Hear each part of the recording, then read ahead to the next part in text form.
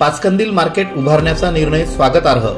ना नफा ना तोटा तत्वावर व्यापाऱ्यांना दुकाने देण्याच्या अपेक्षेचा महासभेत सूर. आझाद समाज पार्टीचं विविध मागण्यांसाठी विटाई ग्रामस्थांसह धुळे शहरात रास्ता रोको आंदोलन. जिंदाल कंपनीच्या नावाने बनवाबनवी करणाऱ्या स्टील दुकानावर एलसीबीची कारवाई. 24 लाखांचा मुद्देमाल जप्त. धुळे मनपाचा मालमत्ता करातून धुळेकरांवर आर्थिक अत्याचार. संजय गुजराती यांनी पत्रपरिषदेत दर्शविली तफावत. सांगवी दंगल तपास प्रकरणी आरोप करीत पोलीस अधिकाऱ्याच्या बडतर्फीची बिरसा फायटर्सने केली मागणी. धुळे महापालिका प्रशासनाने उशिरा का असेना परंतु शहराच्या मध्यवर्ती आणि व्यापारी पेठेतील पाचकंदील मार्केट उभारण्याचा निर्णय घेतलाय. तो स्वागतार्हच आहे.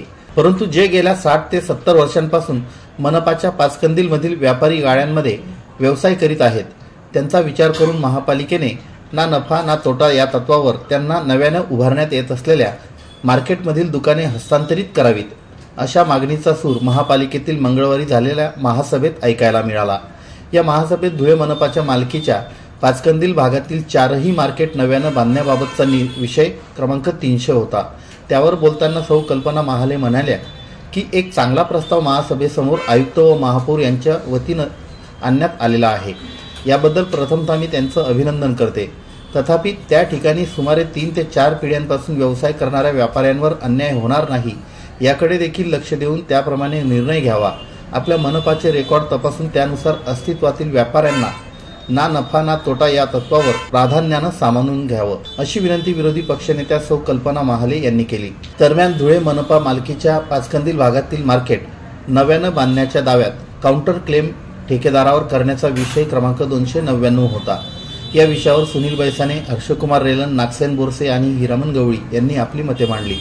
आधी चुकीच्या पद्धतीने करार झाले परंतु महापौर सौ प्रतिभा चौधरी यांनी एक विश्वास निर्माण केलाय. त्यामुळे ठेकेदार जरी या प्रकरणात 23 कोटी रुपये मागत असेल तर आपण काउंटर क्लेम दाखल करावा अशी आग्रही भूमिका हर्षकुमार रेलन यांनी मांडली.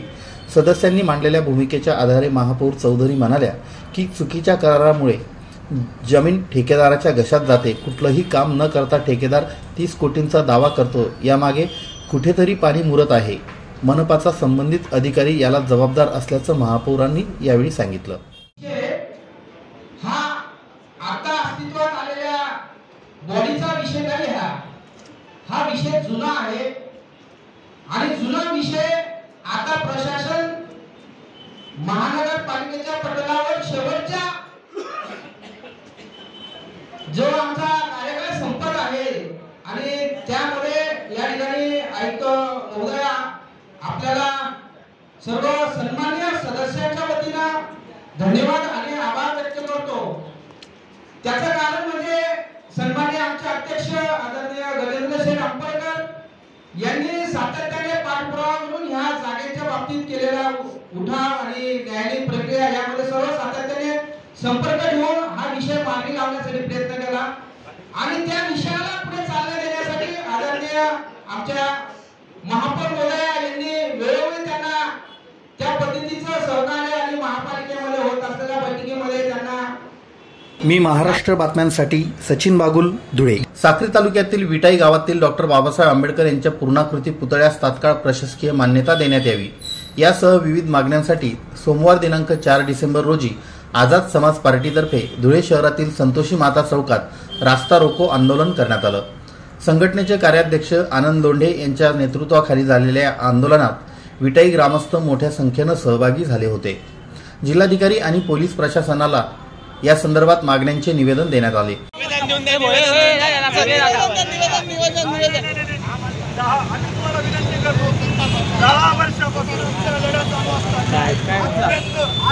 कधी आमचं ऐकलं नाही आणि आज बारपूर साहेबांकडे गेलो होतो. बारपूर साहेबांनी जातीवाद केला आणि पुतळ्याला न्याय म्हणजे सगळा अहवाल पुतळ्याच्या बाजूने होता. मंडळाच्या जमिनी त्यांचा आव्हान आणि त्यानुसार विटाई येथे डॉक्टर बाबासाहेब आंबेडकर यांच्या पुतळ्यास प्रशासकीय मान्यता द्यावी. विटाई गावात गट नंबर कुक नंबर 233 पैकी 5 एकर 15 गुंठे प्रत्येकी वनजमीन अनुसूचित जाती जमातीच्या नावे करावी. विटाई गावातील डॉक्टर बाबासाहेब आंबेडकर यांच्या पुतळ्यासाठी मंजूर झालेल्या जागेलगत असलेली मुतारी योग्य ठिकाणी हलविण्यात यावी. तसेच धुळे येथील मध्यवर्ती बस स्थानकासमोरील डॉक्टर बाबासाहेब आंबेडकर यांच्या पुतळ्याजवळील विनोद वाईन शॉप हे दारूचं दुकान त्वरित स्थलांतरित करावं अशा मागण्या या निवेदनातून करण्यात आल्या. 14 डिसेंबरपर्यंत मागण्या मान्य झाल्या नाहीत तर 15 डिसेंबर रोजी दुपारी 12 वाजेपासून विटाई ग्रामस्थ व आंबेडकर समुदायाचे विविध पक्ष संघटनांसह भारतरत्न डॉक्टर बाबासाहेब आंबेडकर यांच्या पूर्णाकृती पुतळ्याजवळ बेमुदत आमरण उपोषण केलं जाईल असा इशारा देण्यात आलाय. रास्ता रोको आंदोलनात आनंद लोंढे यांच्यासह आबा अमृतसागर, मुकुंदराव शिरसाट, समाधान झालटे, कुलभूषण वाघ, महेंद्र सोनवणे यांच्यासह विटाई ग्रामस्थ व महिला सहभागी झाले होते. विटाई ग्रामस्थ, त्याच्यानंतर समाजातील विविध बंधू, अनुसूचित जमातीचे आमचे सर्व बंधू विटाई गावातनं आलेले, या ठिकाणी आम्ही चक्काजाम आंदोलन करत आहोत. साधारणतः 1 वर्षापासून विटाई गावाचा आम्ही पूर्णकृती पुतळ्या संदर्भातलं निवेदन SP साहेबांना दिलं होतं, कलेक्टर साहेबांना दिलं होतं. त्याच्यानंतर अनुसूचित जमातीच्या आणि अनुसूचित जातीच्या आपले जे काही वन दाव्यांच्या जमिनी असतात त्याच्यामध्ये जे लोकांना न्यायालयात कस्टडी झाली होती तर त्यांना सुद्धा न्याय मिळून त्यांच्या त्या जमिनी मिळायला पाहिजे. त्याच्यानंतर विनोद वाईन शॉप जे डॉक्टर बाबासाहेब आंबेडकर यांच्या पुतळ्याजवळ आहे ते हटवण्यासाठी बरेच समाज बांधव वेळोवेळी निवेदनं दिली, पण त्याच्याने प्रशासनाला काही फरक पडलेला नाही आहे. त्याच्यानंतर विटाई गावामध्ये जे बाबासाहेब आंबेडकरांची जमीन मंजूर झालेली आहे त्या जमिनीजवळ जी काही मुतारी आहे करून ठेवलेली ती तिथून हटवली पाहिजे. या 4 प्रमुख मागण्यांसाठी आज आम्ही ते चक्काजाम आंदोलन करत आहोत आणि आम्ही प्रशासनाला 14 तारखेपर्यंतचा 14 डिसेंबरपर्यंतचा इशारा देत आहोत. जर 14 डिसेंबरपर्यंत आमच्या सर्व मागण्या मंजूर नाही झाल्या तर आम्ही 15 डिसेंबरपासून डॉक्टर बाबासाहेब आंबेडकर यांच्या पूर्णकृती पुतळ्याजवळ विनोद वाईन शॉपच्या बाहेर मंडप टाकून आमरण उपोषण करणार आहोत आणि त्या ठिकाणी जे काही होईल त्याला पूर्णतः प्रशासनच जबाबदार येईल याची नोंद घ्यावी. मी महाराष्ट्र बातम्यांसाठी सचिन बागुल, धुळे. LCBच्या पथकानं दुकानात छापा टाकत स्टील क्षेत्रातील नावलौकिक असणाऱ्या जिंदाल या कंपनीच्या नावाचा वापर करून ग्राहकांची फसवणूक करणाऱ्या दुकान मालकाचा पर्दाफाश केलाय. या कारवाईत 24 लाखांचा मुद्देमाल जप्त करण्यात आलाय. रविवार दिनांक 3 नोव्हेंबर रोजी सायंकाळी ही कारवाई करण्यात आली. या प्रकरणी एकावर गुन्हा दाखल करण्यात आलाय. जिंदालच्या नावाने स्टील पट्ट्यांची जास्त विक्री होत असल्यानं आपण ही बनवाबनवी केल्याची कबुली दुकान मालकानं पोलिसांना दिली आहे. शहरातील 40गाव रोड पोलीस ठाणे हद्दीतील 100 फुटी रोडवरील स्मार्ट स्टील या दुकानात सिलिंगसाठी लागणारं साहित्य विक्रीसाठी आहे. त्या साहित्यापैकी साधारण स्टील दर्जा असलेल्या पत्राचा वापर करीत स्टील क्षेत्रात नावलौकिक असणाऱ्या जिंदाल कंपनीचे छापील नाव वापरून सिलिंगकरिता उपयोगी असणाऱ्या स्टील पट्ट्यांवर जिंदाल असे नाव छापून ठकबाजी करून ग्राहकांची फसवणूक केली जात असल्याची खात्रीशीर माहिती स्थानिक गुन्हे शाखेचे पोलीस निरीक्षक दत्तात्रय शिंदे यांना मिळाली होती. त्यांनी तात्काळ पथकाला कारवाईचे आदेश दिले. त्यानुसार पथकाने 40गाव रोड पोलीस ठाण्याच्या अधिकारी व अंमलदारांच्या मदतीनं स्मार्ट स्टील दुकानात छापा टाकला. तेथून मुख्तार खान, शहजाद खान, राहणार प्लॉट नंबर 85, गरीब नवाज नगर, सार्वजनिक हॉस्पिटलजवळ, धुळे याला ताब्यात घेतलं. दुकानाची पाहणी केली असता एका मशीनद्वारे साधारण पत्र्यावर सिलिंग पट्टीचा आकार देऊन त्यावर नीलकमल कंपनीच्या प्रिंटरने जिंदाल अशा नावाची छपाई होऊन कटिंग होत असल्याचं दिसून आलं. मुख्तार खान यांच्याकडे जिंदाल नावाच्या छपाईचा कुठलाही परवाना मिळून आला नाही. तसेच त्याने जिंदाल कंपनीचा स्टील क्षेत्रात नावलौकिक असलेल्या सदर नावाने सिलिंग पट्ट्यांची विक्री जास्त प्रमाणात होत असल्यानं नीलकमल प्रिंटरच्या साह्याने छपाई करीत असल्याचं सांगितलं. त्यावरून मुख्तार खान, शहजाद खान याने ग्राहकांची फसवणूक करीत असल्याचं स्पष्ट झालं. या प्रकरणी मुख्तार खान, शहजाद खान याच्या विरुद्ध 40गाव रोड पोलीस ठाण्यात भारतीय दंडविधान कलम 419, 420 प्रमाणे गुन्हा दाखल करण्यात आलाय. ही कामगिरी पोलीस अधीक्षक श्रीकांत धिवरे, अप्पर पोलीस अधीक्षक किशोर काळे यांच्या मार्गदर्शनाखाली LCBचे पोलीस निरीक्षक दत्तात्रय शिंदे, 40गाव रोड पोलीस ठाण्याचे पोलीस निरीक्षक धीरज महाजन, LCBचे PSI Balasaheb Suryavanshi, Amarjit More, police head constable Machhindra Patil, police head constable Sandeep Sarak, police constable Shoaib बेग, चालक पोलीस कॉन्स्टेबल राजू गीते यांच्या पथकानं केली. इनपुट LCB टीमला मिळाला होता की स्मार्ट स्टील या दुकानामध्ये जिंदालची कंपनी आहे त्याचे डुप्लिकेट शीट्स तयार करण्याचं एक कारखाना ऑपरेटमध्ये आहे. त्या अनुषंगाने आपण रेड केले असता तिथे काही मशिनरी आढळलेल्या आहेत आणि प्रचंड मोठ्या प्रमाणात मुद्देमाल सापडलेला आहे. तिथे जिंदाल या कंपनीचे शिक्के मारण्यात होते, म्हणजे प्रिंटिंग करण्यात येत होती. ते सर्व आपण जप्त केले आहे. त्यापैकी आरोपी मुख्तार खान, शहजाद खान याला आपण अटक केलेली आहे आणि साधारणतः 24,32,000 रुपयाचा मुद्देमाल त्या ठिकाणी आपण जप्त केलेला आहे. मी महाराष्ट्र बातम्यांसाठी सचिन बागुल, धुळे. धुळे महापालिकेने धुळेकरांवरील आर्थिक अत्याचाराची परिसीमा गाठली आहे. संपूर्ण महाराष्ट्रात सर्वात जास्त मालमत्ता कर वसूल करणारी धुळे महानगरपालिका असल्याचा विक्रम नोंदला गेला आहे. धुळे मनपा आणि राज्यातील इतर मनपा यांना राज्य शासनाची वेगवेगळी नियम लागू आहेत का, असा सवाल करताना ज्यांना 55,000 घरपट्टी आहे त्यांना 27 लाखांची नोटीस पाठविण्याचं धाडस धुळे मनपा करतेच कशी? 2,500 रुपये घरपट्टी असलेल्या मालमत्ता धारकाला 52,000 रुपयांचा कर आकारणी होत असेल तर शिवसेना गप्प बसणार नाही. महापौरांनी महासभेत याबाबत ठराव करावा.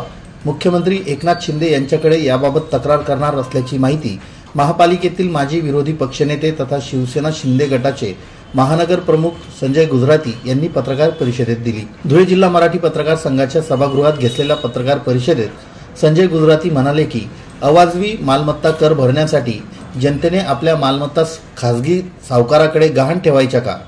मालमत्ता करासंदर्भात आणि कर आकारणी संदर्भात कोणतंही तांत्रिक ज्ञान नसलेल्या ठेकेदाराचा ठेका महापालिकेने रद्द करावा. महापौरांनी महासभा घेऊन राज्य शासनाच्या मार्गदर्शक सूचनेनुसार झोनचे दर आणि मालमत्ता कराचे दर ठरवून मालमत्ता कराच्या नव्यानं नोटिसा जनतेला द्याव्यात. मनपा प्रशासनाने सर्व कायदे नियम धाब्यावर बसवून नियमबाह्य पद्धतीने धुळेकरांवर मालमत्ता कर लावला आहे. एकही सुविधा नियमितपणे न देऊ शकणाऱ्या धुळे मनपाने मालमत्ता करासंदर्भात राज्यात इतिहास रचला आहे. राज्यातील अ ते ड वर्ग मनपा आणि धुळे मनपाच्या मालमत्ता करामध्ये मोठ्या प्रमाणात तफावत आहे. मनपा प्रशासन धुळेकरां जनतेला मूर्ख समजून आपली तिजोरी भरण्याचं काम करतंय. नियम धाब्यावर बसविणारी मनपा राज्याबाहेर आहे का, असा सवालही संजय गुजराती यांनी विचारला आहे. मालमत्ता कर आकारणीच्या ठेक्याचं काम 1 वर्षात पूर्ण होऊ शकतं असे असतानाही 5 वर्षांसाठी 10 कोटी रुपयांचा ठेका दिलाच कसा, असा प्रश्नही त्यांनी उपस्थित केला. शहराबाहेर असलेल्या विराज स्टाईल्सला 55,000 मालमत्ता कर होता. आता तो 4.5 लाख रुपये करण्यात आलाय. करापोटी तब्बल 27 लाखांची नोटीस मनपाने त्यांना पाठविली आहे. देवपुरातील एका मालमत्ता धारकाला 2,500 रुपये कर होता. त्याला आता 52,000 रुपयांची कर आकारणी झाली आहे. कर आकारणीने धुळ्यातील मालमत्ता धारक हवालदिल झालाय. ठेका 2 वर्षापूर्वी दिला गेला, परंतु त्या आधीपासूनची बिले दिली गेली. महापालिकेत 31 डिसेंबरपर्यंत भाजपची सत्ता आहे. महापौर चांगले काम करीत आहेत. त्यांनी महासभा घेऊन ठराव करावा. धुळेकरांची आर्थिक अत्याचारातून सुटका करावी, असं आवाहनही गुजराती यांनी महापौरांना केलंय. आधी कर वाढवायचा आणि त्यानंतर सुनावणीचं नाटक करायचं. सुनावणीसाठी सक्षम अधिकारी नेमला पाहिजे, परंतु त्याऐवजी लिपिकालाच बसविलं जातं. मालमत्ता कर प्रकरणी आपण मुख्यमंत्री एकनाथ शिंदे यांची भेट घेऊन धुळेकर जनतेवरील अन्याय दूर करणार, असंही संजय गुजराती म्हणाले. यावेळी त्यांच्यासोबत विजय अग्रवाल, अनिकेत शिकारे आदी उपस्थित होते. मालमत्ता कर वाढी संदर्भात ज्या नोटिसा देण्याचं काम सुरू आहे. पहिल्या टप्प्यात वाढीव 11 गावांना मालमत्ता कराच्या वाढीव नोटिसा दिल्या गेल्या. दुसऱ्या टप्प्यात देवपुरात दिल्या गेल्या. आता उर्वरित संपूर्ण शहरात दिल्या जात आहेत. परंतु महाराष्ट्रात सर्वात जास्त कर घेणारी धुळे महानगरपालिका ही आहे. सर्वात जास्त कर महाराष्ट्रात कुठलीही सुविधा नियमित न देता संपूर्णपणे जास्त कर घेणारी धुळे महानगरपालिका आहे. हा कर जो लावण्यात आलेला आहे तो नियमबाह्य अवाजवी पद्धतीने लावण्यात आलेला आहे आणि या संदर्भात महापौरांनाही सविस्तर पत्र देतोय आणि या संदर्भात महापौरांनी 31 तारखेच्या महासभा घेऊन शासनाने दिलेल्या मार्गदर्शक तत्वानुसारच अधिनियम 1949ला अनुसरून त्यांनी लवकर महासभा घेऊन झोनचे दर आणि मालमत्ता कराचे दर हे निश्चित करून धुळेकरांना आर्थिक अत्याचारातून मुक्त करावे. मी महाराष्ट्र बातम्यांसाठी सचिन बागुल, धुळे. बिरसा फायटर संघटनेचे जिल्हाध्यक्ष धुळे वसंत पावरा यांना आत्महत्येस प्रवृत्त करणारे सहाय्यक पोलीस निरीक्षक जयेश खलाने यांना तात्काळ सेवेतून बडतर्फ करून त्यांच्यावर गुन्हा दाखल करण्यात यावा, तसेच अटक करण्यात यावी व घटनेची सीबीआय मार्फत चौकशी करण्यात यावी, अशी मागणी बिरसा फायटर संघटनेच्या वतीनं पोलीस प्रशासनाकडे निवेदन देऊन करण्यात आली. निवेदनात म्हटले आहे की मौजे सांगवी, तालुका शिरपूर, जिल्हा धुळे येथे आदिवासी दिनानिमित्त आदिवासी क्रांतीवीरांचं लावलेलं बॅनर समाजकंटकांनी फाडल्यानंतर त्या ठिकाणी 2 गटात तेढ निर्माण होऊन दंगल घडली होती. दंगल घडली ते ठिकाण शिरपूर तालुका पोलीस स्टेशन सांगवीच्या अवघ्या 500 मीटर अंतरावर आहे. या दंगलीत आदिवासी समाजातील 140 युवकांवर गुन्हे दाखल करण्यात आले होते. या घटनेतील निर्दोष आदिवासी लोकांना न्याय मिळावा म्हणून आम्ही बिरसा फायटर संघटनेच्या वतीनं विविध विभागातील वरिष्ठ अधिकारी यांच्याकडे पाठपुरावा करून न्याय मागितला। राष्ट्रीय अनुसूचित जनजाती आयोग नवी दिल्ली याने पोलीस अधीक्षक कार्यालय धुळे यांना नोटीस बजावून या घटनेबाबत खुलासा सादर करण्याचे सांगितले होते।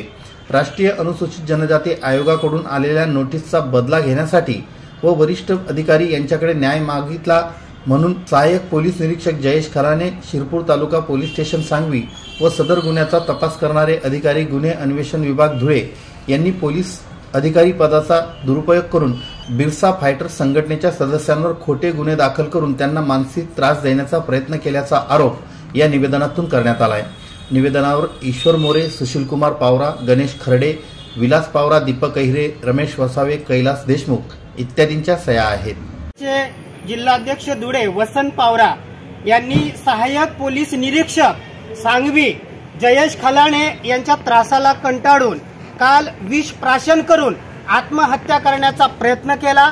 त्या आत्महत्येला कारणीभूत असणाऱ्या आणि सांगवी येथील दंगलीला सर्वस्वी जबाबदार असणाऱ्या सहाय्यक पोलीस निरीक्षक जयेश खलाणे यांच्यावरती आत्महत्येस प्रवृत्त केल्याचा गुन्हा, ॲट्रॉसिटीचा गुन्हा दाखल करून या घटनेची सीबीआय मार्फत चौकशी करण्यात यावी अशी मागणी आज आम्ही आमच्या बिरसा फायटर संघटनेतर्फे, सामाजिक संघटनांतर्फे माननीय पोलीस अधीक्षक धुळे यांच्याकडे केलेली आहे।